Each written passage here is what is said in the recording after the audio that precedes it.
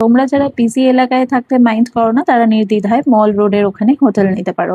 But যদি তোমরা nature আর পিস লাভিং পার্সোনালিটির হয়ে থাকো বা এখানে নেটিভ মানুষদের ওয়ে অফ লিভিং এর ফ্লেভার পেতে চাও, then take this private resort and you will love it for sure.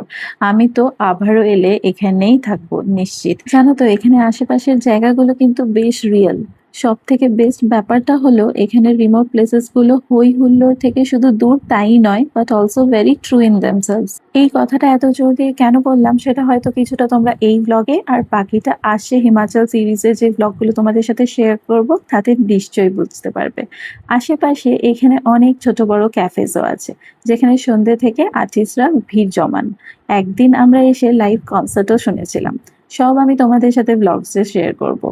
আর হ্যাঁ, এখানের পাহাড়ি এলাকার খাবারগুলো তো আমাদের জায়গার থেকে টেস্টের ক্ষেত্রে একটু different. It's probably because of the kind of spices they use, but নিঃসন্দেহে টেস্টি। অন্য কিছু স্পেশাল মশলা দেয় ওনারা মেবি।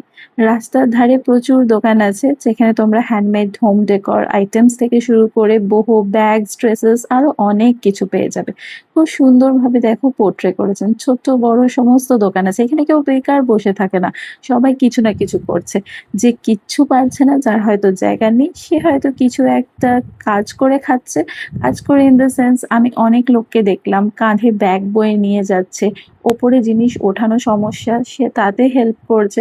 সেটা করেও মানুষ এখানে উপার্জন করেন। আমাদের যাদের কাছে একটা স্টেবল জব আছে আর থাকার জন্য একটা বাড়ি বা মাথার ছাদ আছে, তারা চট করে এই ব্যাপারটা রিয়েলাইজ করতে পারবো না, বাট এখানে মানুষজনের রোজকার জীবনযাপনকে দেখলে বোঝা যায় ইটস আ স্ট্রাগল।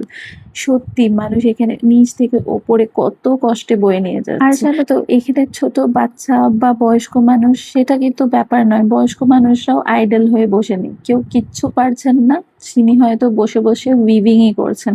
উইভিং করে কিছু একটা হ্যান্ডমেড আইটেম বানাচ্ছে, সেটাকেই দোকানে গিয়ে বিক্রি করছেন। এরকম ভাবেও মানুষ জীবনযাপন করে। বহুবার অনেকের মুখে একটা কথা শুনেছি, অনেকে বলে কি যে পুঁথিগত বিদ্যাই সব নয়। সত্যি কথাটা ঠিক। এই এক্সপিরিয়েন্সের মাধ্যমে ট্রাভেল জার্নি এগুলোর মাধ্যমে মানুষ যেগুলো শেখে সেগুলো কোনো বইয়েই কোনোদিন থাকতে পারে না। আর জানো তো আমার এই মানালি ট্রিপটাকে কভার করে একটা day 1 to day 5 A series আমি আপলোড করেছিলাম ইনস্টাগ্রামে উইথ মিউজিক। শুধুমাত্র আমার ইনস্টাগ্রাম হ্যান্ডেলেই নয়, আমার ইউটিউব অ্যাকাউন্ট ashok.shreya বলে একটা চ্যানেল আছে, সেখানেও আমি সেই সিরিজটা পোস্ট করেছিলাম, যেটাতে তোমরা অনেক অনেক ভালোবাসা দিয়েছো। তার জন্য থ্যাংক ইউ সো মাচ।